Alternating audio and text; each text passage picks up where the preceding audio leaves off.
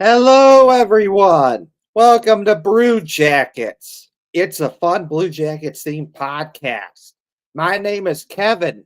Joining me tonight, we have my co host, after Duck.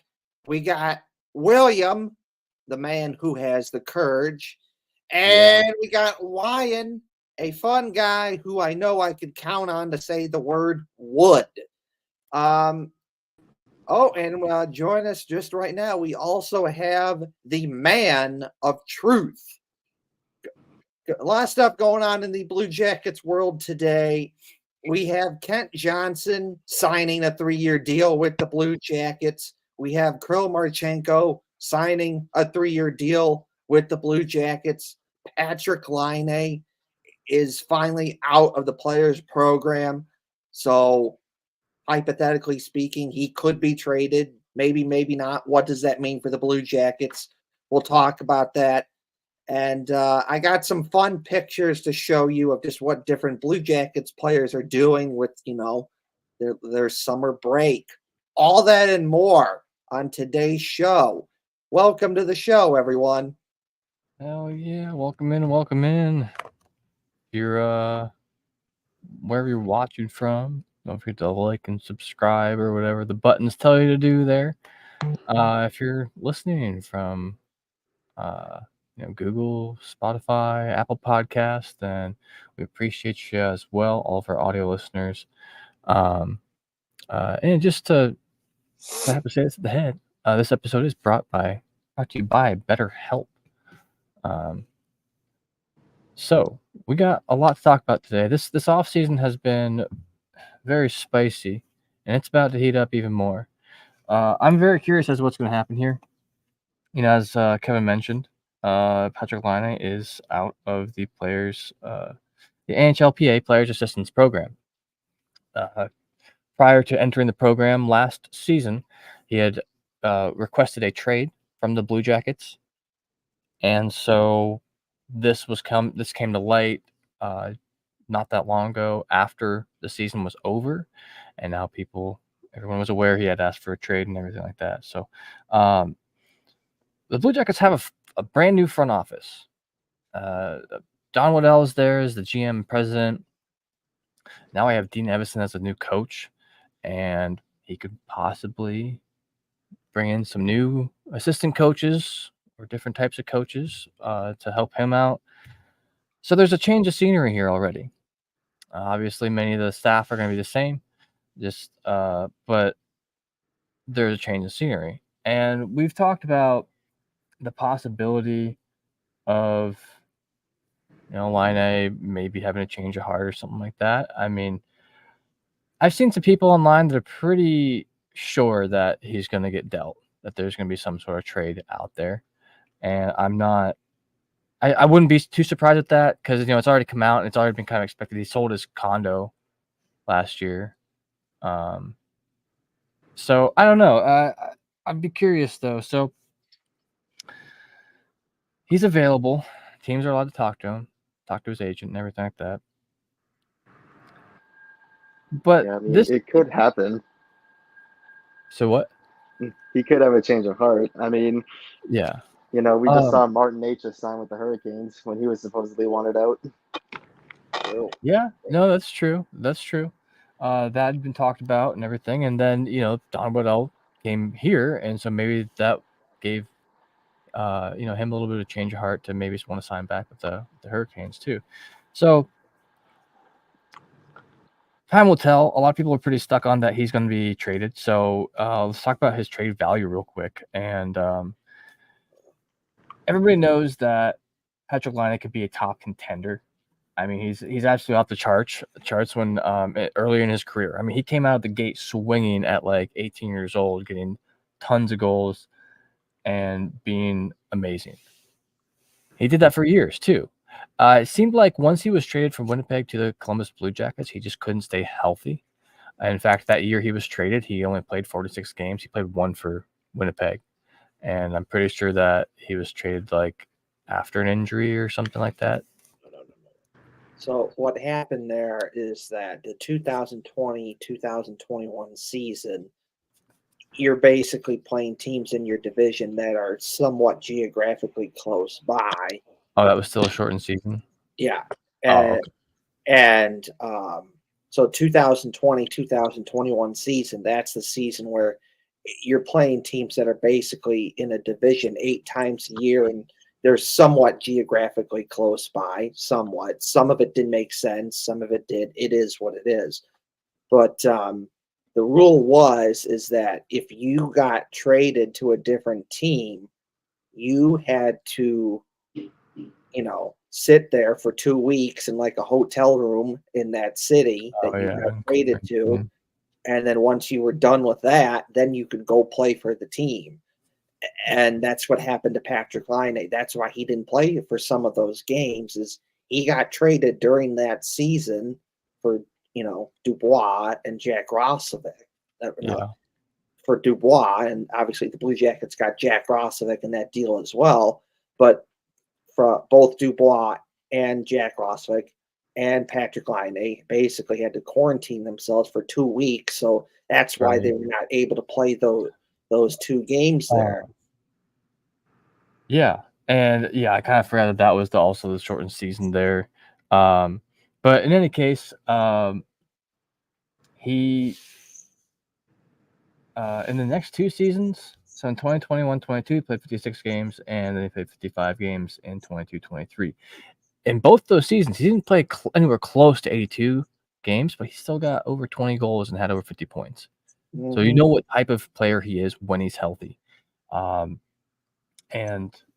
there's definitely some risk, but there could be a large reward here too.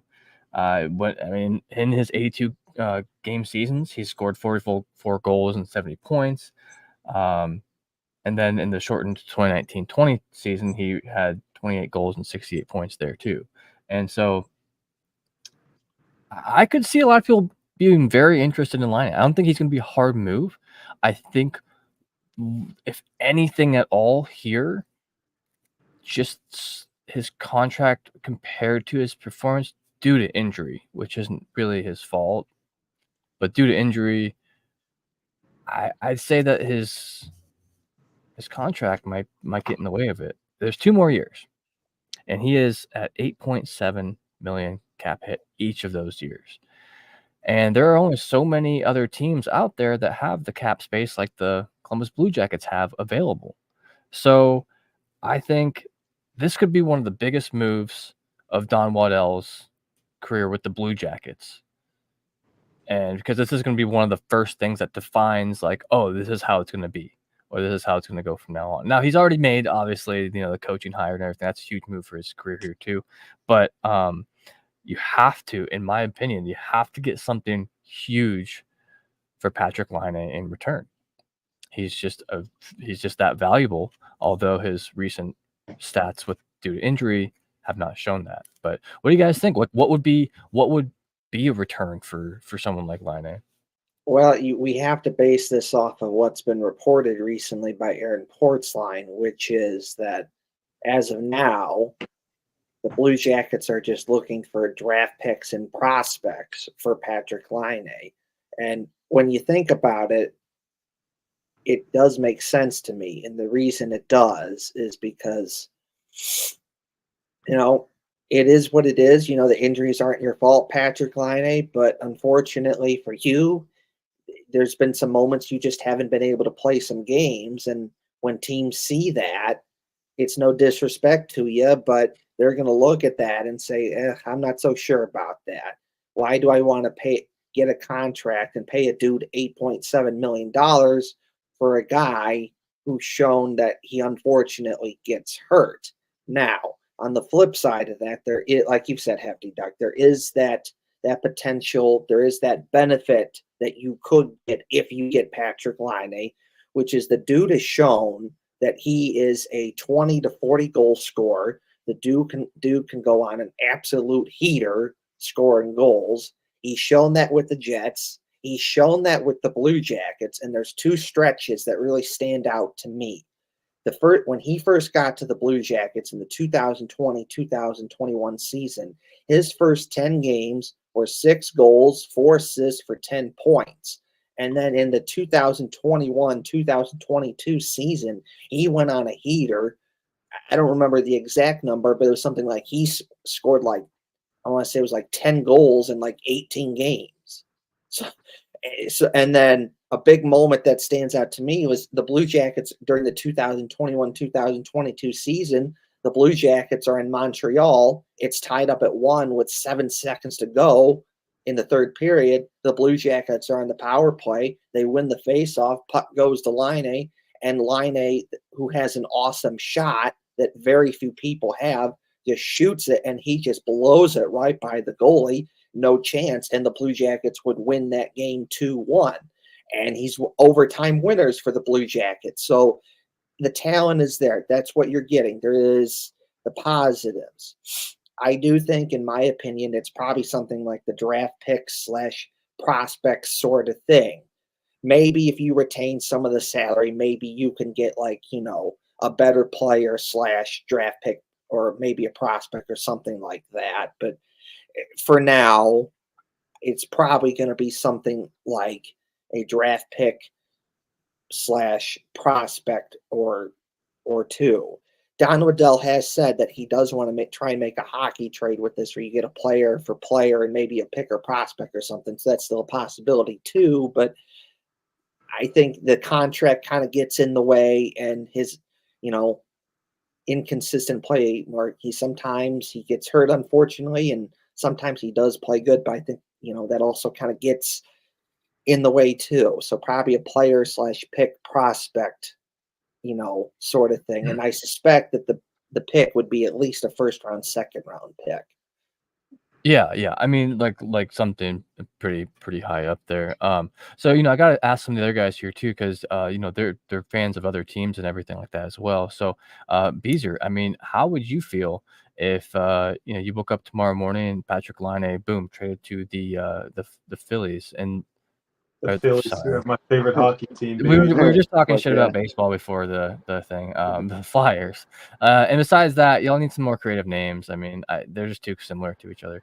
Wow. And and what would you guys think, like, a return you might see, like, out of a return for something like that, or what would be cool with your team giving up?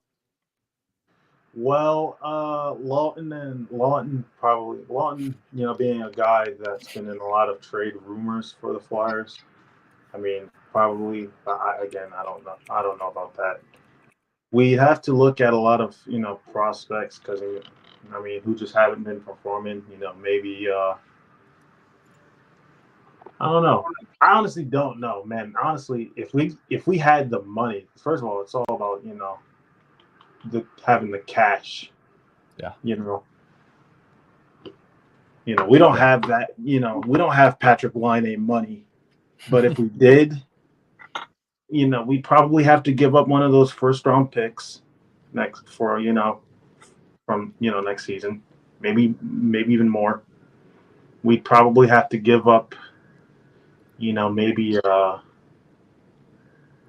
like a Frost, or I would say Konechny, but obviously he's here for the long haul.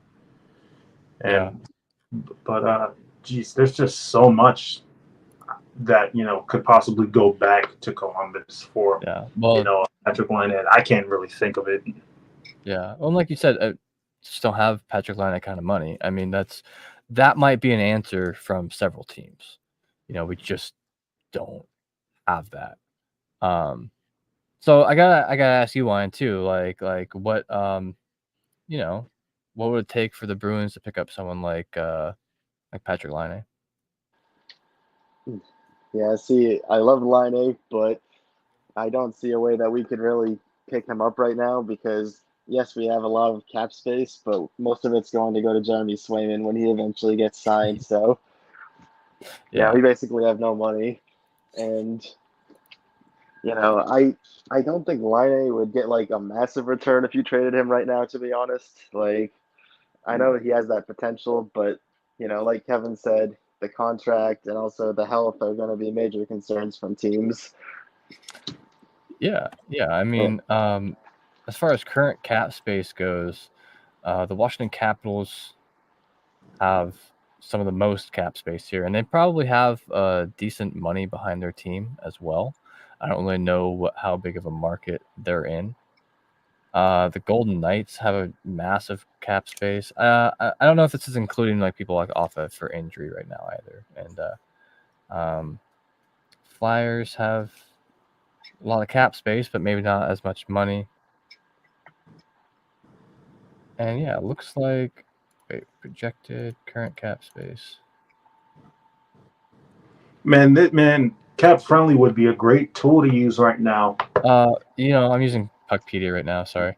Yes, you're Washington cap friendly. So Yeah, fuck looks like you, the Blue Washington. Jackets have about a $10.9 million cap space with like one more active roster spot, according to Puckpedia. So moving that would free up them a lot of cap space. I mean, maybe they could figure out a way to get the team to pick up some of that weight. But William, I mean, as a long-time Jackets fan, what do you think that they would have to get in return? Is there anyone out there that you'd even have in mind? I really don't have anybody in mind, and like Kevin was talking about before, all they're really looking for at this point is just prospects and draft picks. I'll take any prospect at this point. I just want at least a couple good draft picks out of it. I'm not obviously I'm not about to take some 5th round pick, or at least I need some good picks. You know what I mean? Yeah.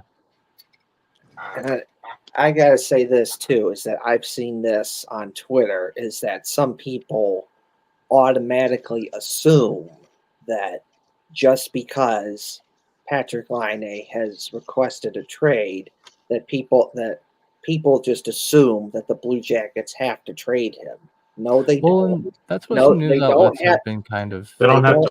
pushing. They don't have to trade him, and they just think like, oh, because he wants to trade, you have to trade him, and so because of that, we're just going to give you shit. Where it's like, here's like here's like a B or like a C level prospect and like a 7th round draft pick for Patrick Laine. And it's like, no, like if you want Patrick Laine, he's still one of the best players, not just in the NHL, but also for the Blue Jackets. If you want Patrick Laine, you're going to have to be serious and come to the negotiation table with a serious offer, because if you don't, you're not going to get it. And, I've said this on the show before, but this is a possibility that the Blue Jackets may try and trade him, and for whatever reason, it just doesn't work out. And they may just have to say to him, well, we tried, but we need you to play better so that your trade value can go up, so that we can, help you out with your trade request. The Blue Jackets are not going to trade Patrick Laine just because that's just stupid. Some people think that. They're not going to do it. They're going to trade him if it makes sense, for him. If it doesn't, they're not going to trade him. If it does, then yeah, they're going to do it. But for some people out there, they just automatically assume that the Blue Jackets have to trade him just because. It's like, no, it doesn't work like that. Yeah, I feel like it might even be in the Blue Jackets' best interest right now to try and convince him to play out the year, and then try to build up his value again, and then trade him at the deadline to a desperate contender. I mean, and then he would only have 1 year left on that contract then as well, so that would be even better than someone wouldn't have to. Yeah, and you could probably even retain that contract a little bit too. I mean, yeah, if needed at that point. I mean, I personally, when he was signed for that, I was never bothered by his contract. I'm still not really, although he just hasn't been able to play as much. I don't think he's gonna be I don't think it's gonna be hard at all for teams to want him, but as far as when to pay the price and everything, therein might lie the issue. But I'm glad you're out of the players program, Patrick Laine. That's good that you're feeling better and everything, that you are in a spot, you're in a position that you feel good enough that you can get out of there. Now the next step begins is just what happens with you. Are you going to get traded, or sorry, you're going to have to stay with the Blue Jackets and increase your trade value? Well, and especially he just came off of a surgery for his shoulder too. So I think teams are especially going to want to make sure that that they know he's 100% healthy, starting the year. And sorry, I had changed these little name tag things because they were covering my face. So anyway, that's all. Yeah, a little for audio listeners, I was just messing with some overlay stuff in the video.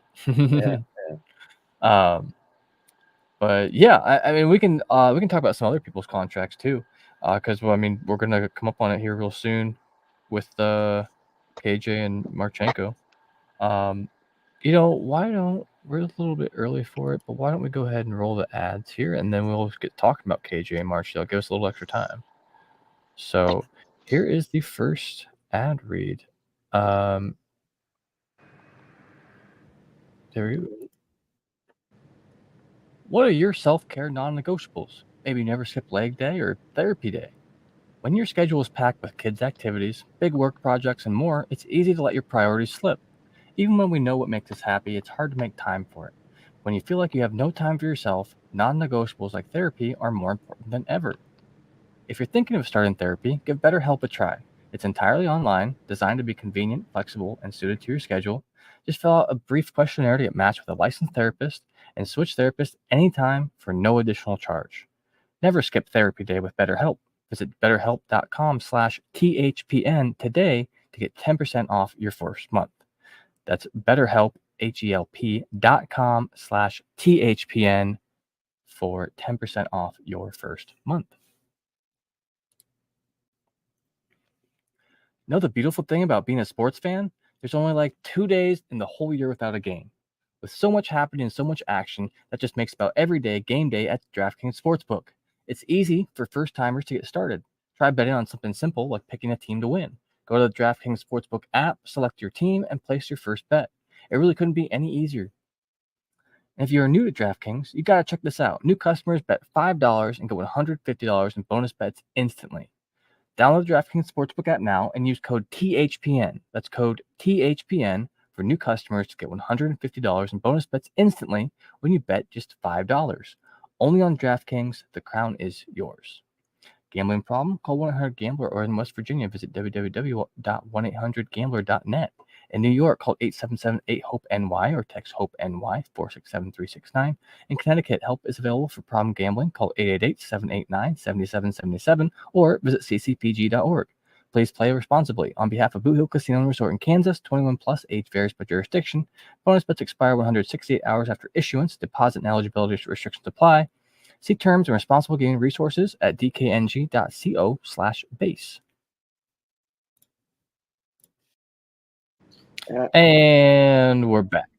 Yes, and like we always do on the show, I have some odds for you here. Yeah, as we always do on the show, from a betting perspective, because we like Ohio sports, generally speaking, minus Y and the Man of Truth, but Ohio sports to bet on right now is the Reds, the Guardians, the Crew, and FC Cincinnati. Training camp for the Bengals and Browns is back. So before you know it, the Bengals and Browns will be back, and Ohio State will be back eventually. And eventually the Cavs and the Blue Jackets will be back. So you could, when that time comes, you'll be able to bet on that. But for the time being, for right now, it's only Reds, Guardians, Crew, and FC Cincinnati. Bet responsibly. Yeah. You can also bet on the Olympics. I mean, you can bet on Olympic basketball. I've been seeing I got to give some odds actually here. So I'm going to do that for the basketball. So if you want to wake up at 5 a.m. tomorrow and watch Brazil against Japan, 5 a.m. Eastern, then the money line is a minus 142 for Brazil and a plus 120 for Japan. Let's see. This one might be interesting. Spain versus Canada.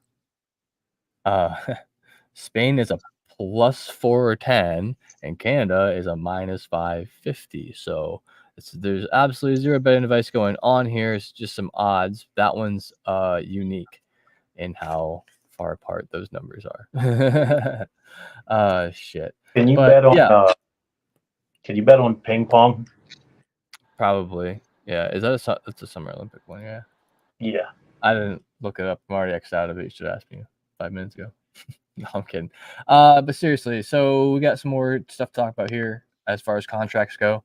I know, super exciting. This is like typical off season though. So some RFAs being cleaned up. There's one remaining to be signed, and that is Cole Sillinger. And we'll opine what we think his contract should be after these two.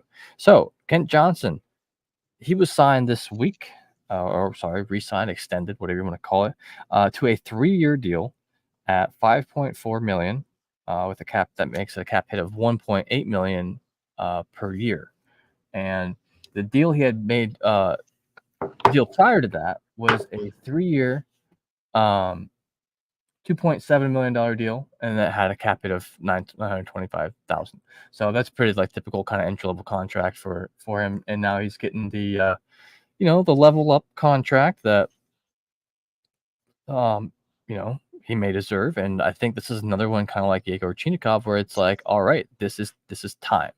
You need to perform. You need to show us how dominant you can be, just like you showed how dominant you could be on the Cleveland Monsters this last year. I mean, they couldn't keep him on the team. He was too good. He was just too good. And, he is performing well in the NHL, but I think, the older he gets, he just gets bigger, more muscles and everything. I think he'll be a really good fit for a Dean Evison team here soon. So, what do you guys think about that? $5.4 million for 3 years. Does that sound about right to you? Yes. For me personally, I think that sounds pretty good. It's a credit to Don Waddell for getting those deals done. And honestly, when you look at those contracts, it feels like that they should have gotten maybe just a bit more, that those contracts should have been just a bit more expensive, but it wasn't. In particular, the Kent Johnson contract, you basically getting 3 years, less than third year. Yeah. 3 years for 1.8 million, basically paraphrasing it, but that's basically what it is. Like, damn, that's he'll pretty. Be 24 then at the end of his contract.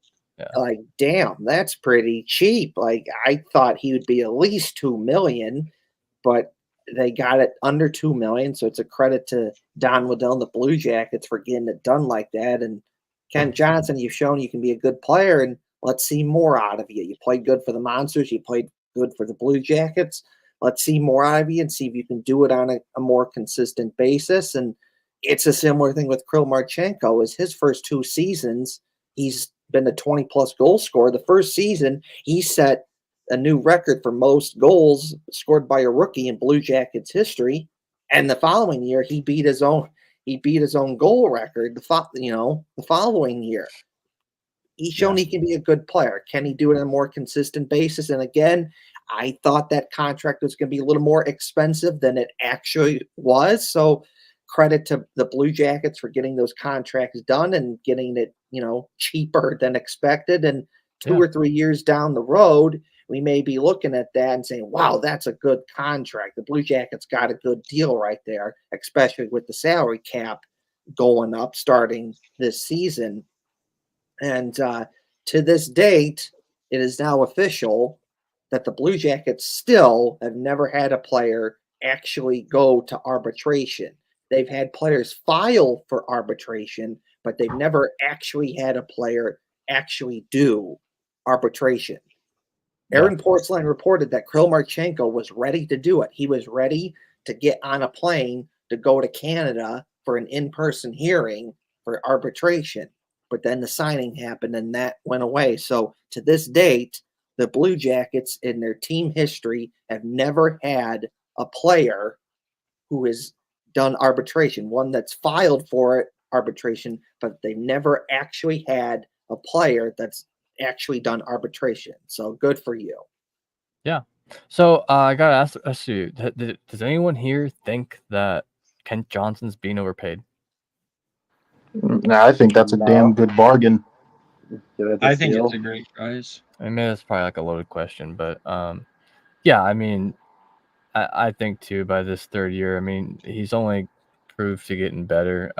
Now he did miss quite a few games last season due to some injury, and he played 10 AHL games. So in 42 NHL games, he scored 6 goals and had 16 points. But in his 10 AHL games, 10 games, he scored 5 goals and had 15 points, which is like almost his entire NHL total. and those games does not mean that he had a lot of game time, as many people voiced their opinion on this last year. There were several players who maybe didn't see as much time on the ice as fans thought they should. It's always a coach's decision at the end of the day, but 42 games doesn't mean he was playing 20 minutes every night by any means. No. Um, And Ken Johnson did have that overtime winner against Toronto this past season too. Yeah, that was pretty sick. Little game Always win. good to see the Leafs fail. Yeah, absolutely. Yeah. But Uh, what you thinking here, Wine? Yeah, I think that contract's a steal. I mean, that's only going to keep getting better. Yeah, I age like wine. You hope. Stands and it's like any crazy and it's injury. like even in the third year, like he's still going to be an RFA. So I mean, Yeah, no, you're right. But yeah, let's go over Kirill Marchenko's contract a little bit here. So, Kirill Marchenko, he signed a 3-year deal as well, but he is going to be getting paid $11.5 million, and that makes it a cap hit of $3.85 million. So far, he's played 2 seasons with the Blue Jackets. His contract prior to that was 2 years at $925,000 a year. So I think that was like a 1.8 some million. If I'm doing the math right quickly in my head. 1.85 million with a cap hit of 925. And so this past season, Marchenko scored the most goals on the team. So it's really not that surprising that they're going to hit him with at least a nice contract, give him paid, keep him here. We don't want to lose this guy. 23 goals, and despite the Blue Jackets' poor performance, as a whole, they just didn't do well. Everyone's stats were not as good as they could be. So, once the team's working like a well-oiled machine and everything, and can you stop changing those? They keep covering up my face. Anyway, so in my opinion, it's no surprise he got a bigger contract. He's shown his worth at this point. He's got a lot of enough NHL experience to be fairly consistent and to know what he's going to get. And then, Kevin brought up earlier too. In the 21-22 season, he scored 21 goals in only 59 games. And I mean, that's like you give him 20 more games. I mean, maybe that's 10 more goals. You don't know. But I also think that keeping him in a higher line, a lot of people are projecting that he may be on the first line this next year, but keeping him with players like John Gaudreau could benefit him greatly. Even like Yegor Chinikov as well. A lot of his playing time this last season was with what we call the Russian line: Yegor Chinikov, Dmitry Voronkov, and Marchenko. And so, he showed just from the get-go that he can score goals. And then this last season, how many total points did he have? Yeah, 57 points. So, that gave him like 34 assists. He can also show he can be a playmaker. So I'm pretty impressed with this guy. So what do you guys think? Is this a good budget contract? I mean, too much, too little? I do think I think it's another good contract. Go ahead, Wine. Go ahead. I think that's another good contract by Don Waddell. I mean, like you said, the guy led the team in goals, and you get him for under $4 million. I mean, that's pretty dang good. Definitely not a Yarmo signing, yeah. Yeah. Well, no, I do agree with you there, Wine, and it's interesting to wonder, but if Kirill Marchenko, he did his first season, he started out with the Monsters for a bit, just to get used to the smaller ice surface in North America. It's better suited to do that in the minor leagues than the NHL, because some people want to make it that way, but the NHL, generally speaking, the NHL is not a developmental league. You'd rather have that down in the minors, and that's what they did with Kirill Marchenko. They gave him some time to play down in the minors. He played really good and, got him adjusted to the speed of the game of the ice surface. And then he started cooking with the Blue Jackets. And the way he was playing, at least in my opinion, that first season, he probably would have gone at least 25, 30 if he played the full season with the Blue Jackets and not some of the games with the Monsters. And then, of course, he follows it up with another good season this past season, leads the team in goals, and he certainly has the potential to do even better than that. Has top six potential, shown he can be a first line, second line guy for the Blue Jackets, and be interesting to see if he can keep that going. I think he can keep that going, and good contract for Marchenko. I thought maybe perhaps it'd be just a little bit more expensive, not much, but maybe just a little more expensive. But they got him for a little cheaper, which is great to see. And I suspect that 2 or 3 years from now, the Blue Jackets and just people in general are going to be looking at that contract and saying, "Wow, that's a good contract there. The Blue Jackets got a good deal there." Especially with, the cap going up. It's not like, one of those contracts where it's like a 8-year, $9 million deal and you're kind of like, oh boy, I hope I hope it works out there. No, like, you still have a little bit of that with these types of contracts, but it's not as bad. So it's good to Don Waddell and the Blue Jackets for getting these contracts done and getting them, cheaper than I expected. Yeah.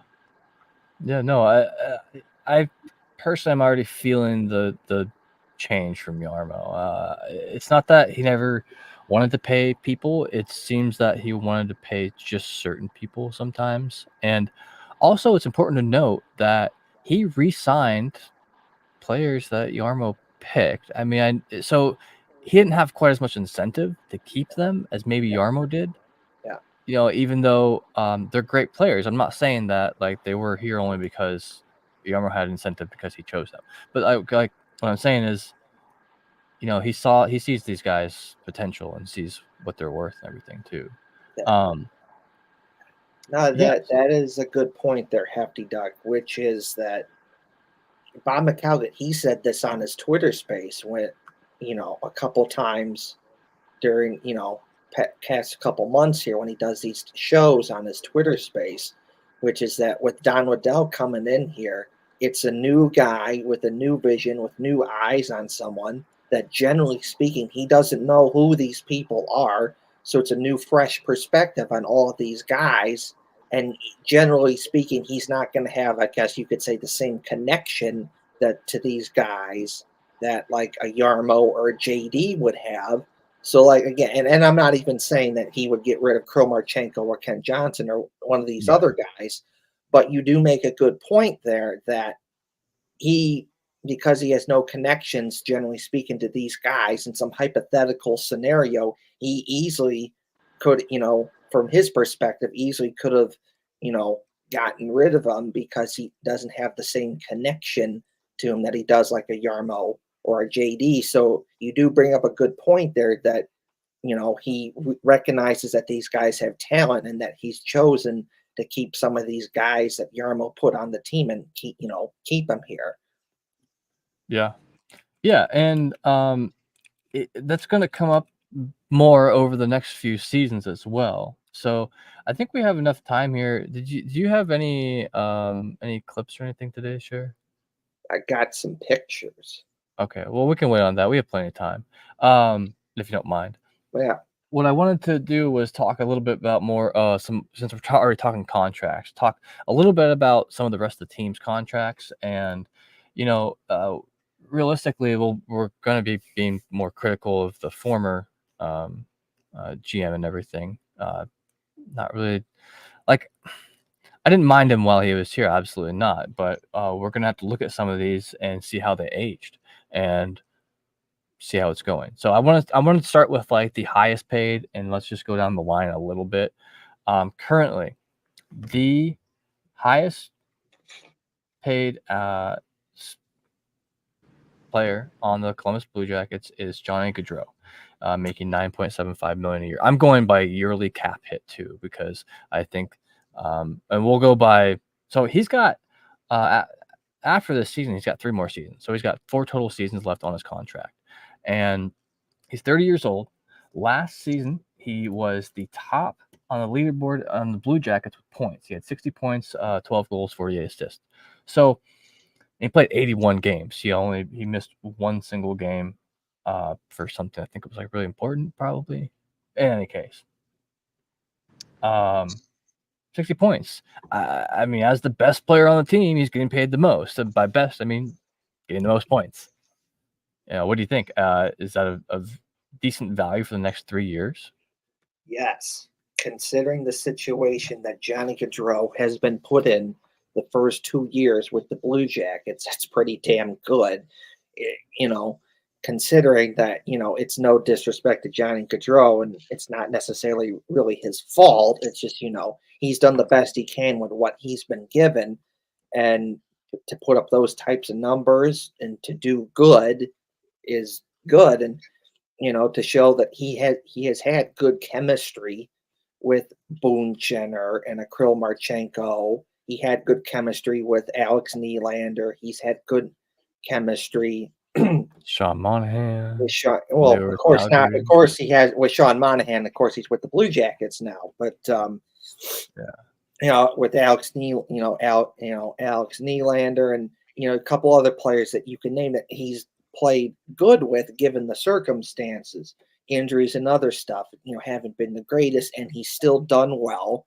So credit to Johnny Gaudreau for doing that. So yeah, right now it's a good value contract, and I suspect it's going to be even more of a good value contract now that he has help with Sean Monahan, and you figure Adam Fantilli and all the other young up-and-coming players that the Blue Jackets have are going to, slowly build themselves up and get better. So yeah, it's a good contract for now. Well, and so the one thing I'd like to note too, it's not really that big of a deal. It could come up eventually. He's got a no movement clause for the next 2 seasons, and then for the final 2 seasons, a modified no trade clause, 10-team approved trade list. So, what do the rest of you guys think? I mean, has he shown his skills here enough? Is it a good contract? Is it overpaid?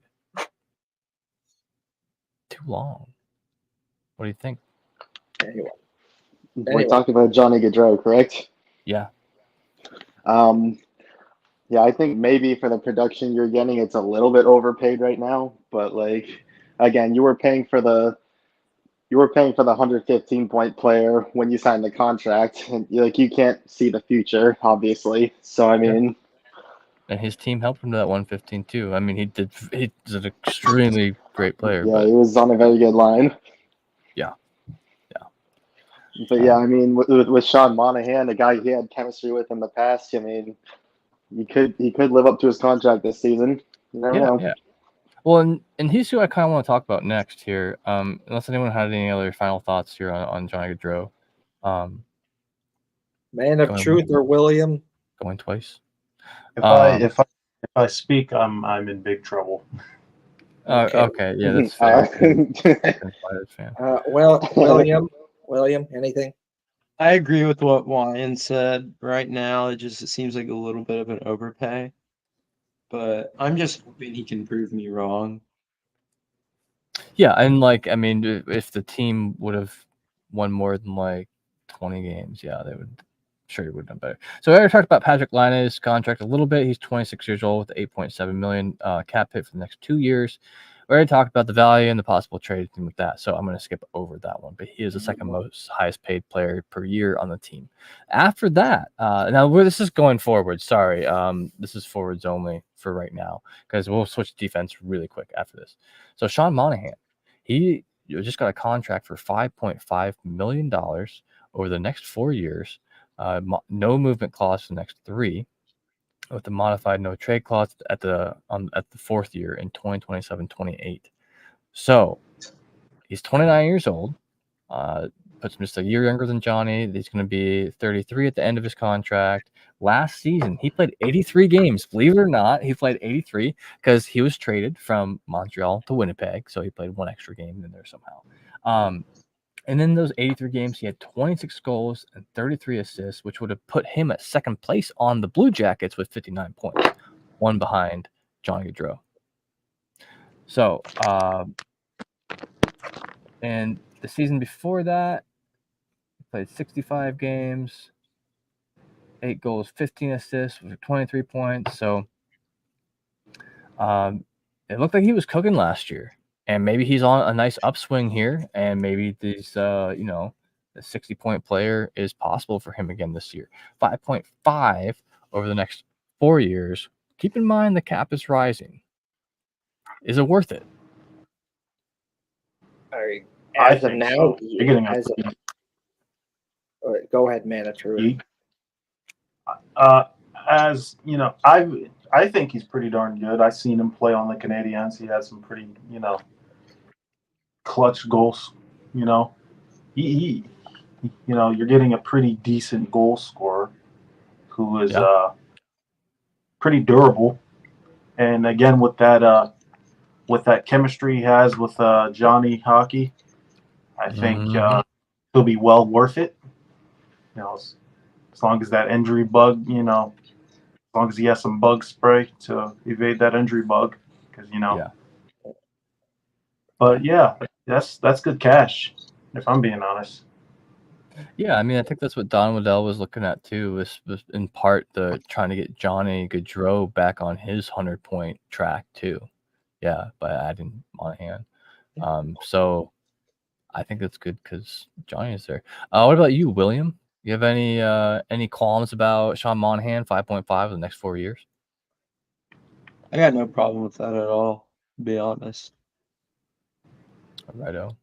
I'm just gonna keep it short and sweet. I feel it. I appreciate it because we're gonna talk about like 2 more after this, and then we're gonna save some more for next week. Wyan, I mean, do you know about Sean Monahan much at all? He shoots left. He's a center. He's 29. 5.5 in the next 4 years. I do. He had a very good year. He had a very good year. He sort of revitalized his career in a way. I mean, it looked like he might have been on the downtrend, but then this year he proved everybody wrong. Yeah, that's also true. But as of right now, 5.5 I think is fine. Maybe the term's a little bit long, but I mean, I don't think it's that bad. So I mean, that's just how free agency works. I mean, yeah. And with these older guys, they're a little more consistent by now. You kind of know what you're getting for the most part. I mean, although he couldn't replicate 100 points, Johnny Gaudreau was the best on the team with points. So the next guy was Kirill Marchenko. We already talked about him. So I want to talk about 2 defensemen here real quick. I mean, we could talk about all the defensemen's contracts, and some people might argue about it. So Zach Werenski is 27 years old, $9.58 million for the next 4 years. I think that they should just extend that to 7. That's it. That's all I got to say about him. I love Zach Werenski. I think he should always be a Blue Jacket. I mean, I would be really disappointed. Yeah, he's going to be your best D-man for quite a while. Yeah. Has been, always will be. Right. Yeah.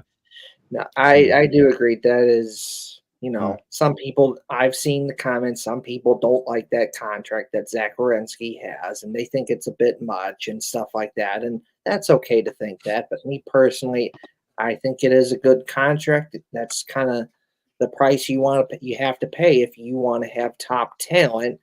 I mean, Minnesota Wild just signed Brock Faber, who's one of their young up-and-coming stars on defense, and they ultimately made the decision to go a long-term 8-year deal, and he got, $8 million.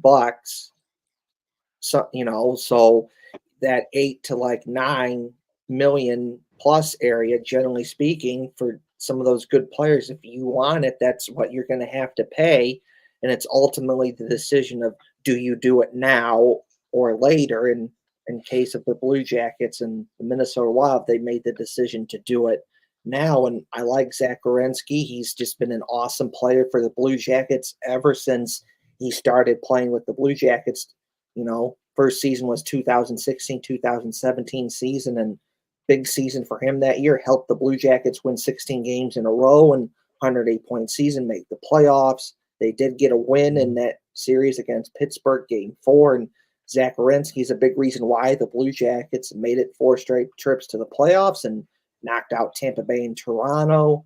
And he's just been a good defenseman. He's everything that you could want. He's shown he can give you some offense. He can give you some defense, can give you some penalty killing, block shots. He's just everything that you could want. And, you know, he's a Midwestern guy too. So he's from Michigan. So like he kind of already understands. He's close to home, and he kind of, you know, he's not from Ohio, but Ohio is basically kind of similar to Michigan in the fact it's Midwestern state, similar culture, similar values. So he kind of already understands the whole Columbus/Ohio thing to begin with.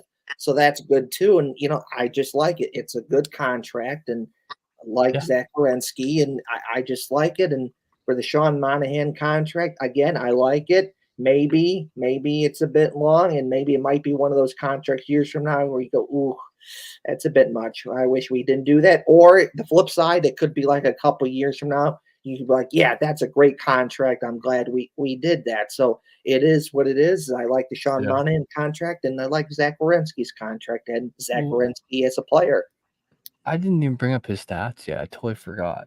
So he played 70 games last year, which, you know, it's a lot of games. He had 11 goals and 46 assists for 57 points. Keep in mind, so this is the second highest paid player per year, and he's second in points as a defenseman. So I don't know how you argue with this with this contract, but I know how we could argue about some other ones. But I'm gonna save them for next week to keep a little suspense going, because you know, everyone's seen all of the, you know, comments on Twitter about how some people might be overrated, some people might be signed too long, too much, this and that. And hopefully then we'll be able to talk about Cole Cylinder's new contract by next week as well. But Kevin, you have some photos. Yes. One last thing I'll say about Zach Werenski before I get to that is that he was just playing so good this past season. He kind of went on a little heater there that, you know, if he didn't get hurt there during the season, he could have gotten even more points and goals like that. Just the way he was playing, that he could have gotten more, and he went on a little heater there. So just it'd be interesting to see if he can keep that going. I think he can. So just be interesting to see. Anyways, I do have some pictures. I'm continuing the theme I did from last week's show of just different Blue Jackets players that are having fun with their little summer break.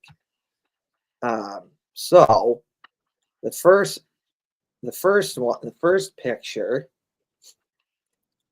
is this one right here. So we got put up on the screen though. But anyways, so looks, you know, the reason why I picked this is it's Erica Branson with his wife, but I picked this because I liked Erica Branson's sunglasses. Like, I just think those are cool sunglasses, and I don't know, it kind of looks like they're in some sort of like you know, foresty picnic area having fun, you know. That's that. But I'll be honest with myself. The only reason I picked this, those are cool sunglasses that Erica Branson has, and I wanted to show that on the show. So there's that. So that's the first picture. You know, so there's that. Anyways, so next picture, we have Boone Jenner and his wife, and it looks like they're at some sort of like lake. That's a big mountain. Yeah, with like a pretty mountain scenery. Weren't they in Europe? Weren't they taking a trip through Europe? Yeah, I think they're still there. I think that this is where this is from, but it's like a nice little pretty lake with like nice mountain scenery. So, you know, that looks cool. So there's that. And then love me some mountain scenery. Yeah, look at that mountain scenery. That's pretty right there. So that's cool. Again, looks like, they're kind of like in that kind of mountain scenery / woodsy hiking theme, looking like they're having fun here, looks cool. So, Noise. so there's that. So, that looks cool. And that for sharing stuff, that's all I got. Well, no, I take that back. I'm going to share something, but I'm going to wait till everyone else is done with their stuff, and then I'll get back in here. What? Well, Sorry, I was spaced for like a half second. I did not quite catch what you said. well, I still have some other stuff to share, but we save that for last because everyone, talks about their stuff if they want to promote it. Oh, sure. Yeah, no, this is a good time for it too. So we'll go ahead and start with you, Wine. Is there anything else that you'd like to talk about today, or shout out, or otherwise say on the air? I don't believe so. So I will just promote my Twitter at BruinsWyan, and also join the FHL and the brand new FBL that Mr. Bjorkswag runs now. It's a brand new league for baseball on MLB The Show 24. So if you want to join that, hit him up on Twitter in the DMs. Well, Bees, you got anything else that you want to say? I got a shout out to a certain Russian, by the name of Matvey Michkov, the guy that Habs fans continue to rave over. My tribal chief. They just love Matvey Michkov, and they totally don't talk shit about him behind his back because they couldn't draft him.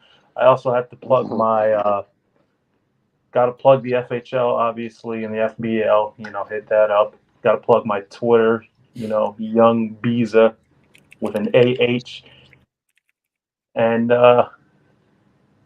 what else? That's it. Yeet. Oh, appreciate you being here, Bees. All right, William. Anything else you'd like to say, or forever hold your peace? I'm gonna say what the other two have said. Shout out to the FHL and FBL. You better take a team now. Yeah, I got the Columbus Cannons and the FBL. Yeah, everybody say what their FBL team is. I got the St. Pete Sharks. Nice. Bees, what'd you get? The LA Cougars. Yeah, I have the Lehigh Valley Vipers. Nice. And Kevin, what's your team?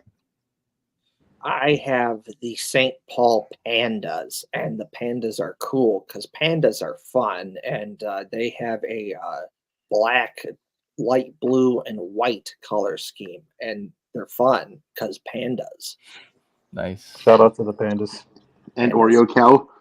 That's right. Yes. Yeah, cool. Anything else, Will? Follow me on Twitter, TikTok, that one CBJ fan, and follow Brew Jackets on everything now. Do it. Yes. Do it. We're everywhere. Cool. All right, Kev, take her away for your.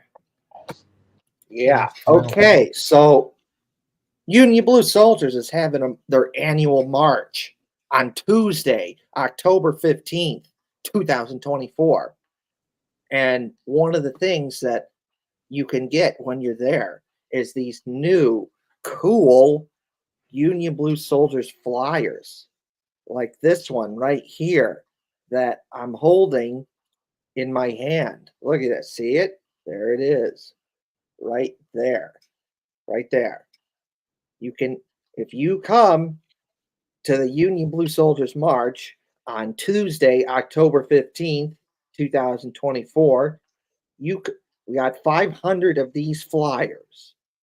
That could be you. You could be having one of these flyers right here. This is the front side right here. And this is the back side right here of the flyer. And Gotta love a good flyer. yes, it is a good flyer. And as you can see, it has all of our social media pages on it. It's got our logo on it. It says Union Blue Soldiers March, our hashtag Union Blue Pride, and a fun surprise when you scan the QR code. What is that fun surprise? I'm not going to, I know what it is, but you're just going to have to find out what that fun surprise is when you scan this QR code. So join Union Blue Soldiers for our march on Tuesday, October 15th, 2024. First 500 people get a Union Blue Soldiers flyer like this one that I'm holding in my hand. So, there's that.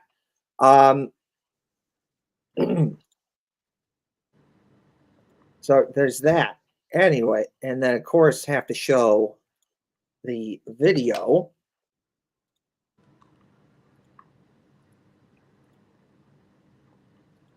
Right here.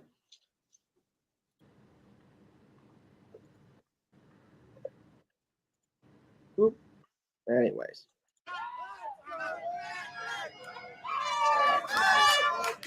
Let's go Jackets!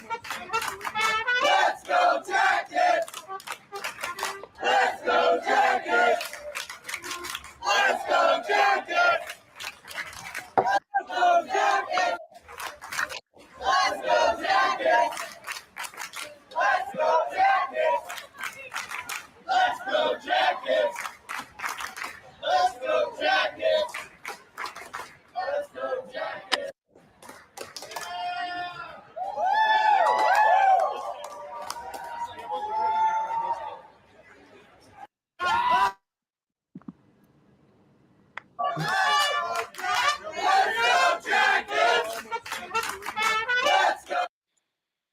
So, as you can see on the screen right here, join Union Blue Soldiers for the Union Blue Soldiers March on Tuesday, October 15th, 2024, 6 o'clock p.m., starting at our bar, ending at Nationwide Arena.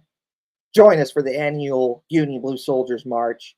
You could be like one of these people right now, as you see it on the screen in this video, marching on to Nationwide Arena to cheer on the Blue Jackets. So check it out. Tuesday, October 15th, 2024. Join Union Blue Soldiers for the Union Blue Soldiers March as we march on to Nationwide Arena to cheer on the Blue Jackets. So, and like I always do, like, share, and subscribe to the YouTube channel. You should totally do it. It helps out the show. So tell your family, tell your friends, please like, share, and subscribe to the YouTube channel. Do it. You should do it. You should Or do if it. you're listening from audio. That's right. An audio. Do it. But, like, share, subscribe to the YouTube channel. And as always, I'll have the Oreo. Oreo cow. No. Oreo Cow, a fun inside joke that you would understand if you were on the Owens Discord / FHL and FBL. You'd understand this fun, silly inside joke, Oreo Cow. You'd understand that. And, as I always do. Super. Poop. Yes, it is a picture of my brother's dog, Cooper. Oh yeah. Do it every week on the show. Cooper. Yes. Every week on the show, I show a picture of my brother's dog, Cooper. So here he is. There's a picture of my brother's dog, Cooper. And, go check out Union Blue Soldiers, a fun Blue Jackets themed group that I run. So check us out on all social media platforms. And one last time, join Union Blue Soldiers for the annual Union Blue Soldiers March on Tuesday, October 15th, 2024. Join Union Blue Soldiers as we're marching on to Nationwide Arena to cheer on the Blue Jackets. CBJ! CBJ! CBJ! Let's go Jackets! Let's go Jackets! All right, I'm done talking. I'm out. Well, you can tell Kevin doesn't have any close nearby neighbors. Not this plan. Kevin gives no fucks no. about Anyone. Thank you all for being here. I appreciate it. Thank you all to our audio listeners out there, wherever you're listening from, Spotify, Apple, Google, whatever it is. And if you haven't yet, check out our YouTube and give us a follow there. If you're able to, check out our Facebook. We'd love some follows there because we can't stream from there until we have over 100 followers or something like that. Go check it out and you know where to find us. So we'll be back here, same spot, same place, same time next week. And hopefully we'll be talking a little bit about some Cole Cylinder contracts and, I guess whatever the hell else happens. So we'll see you then.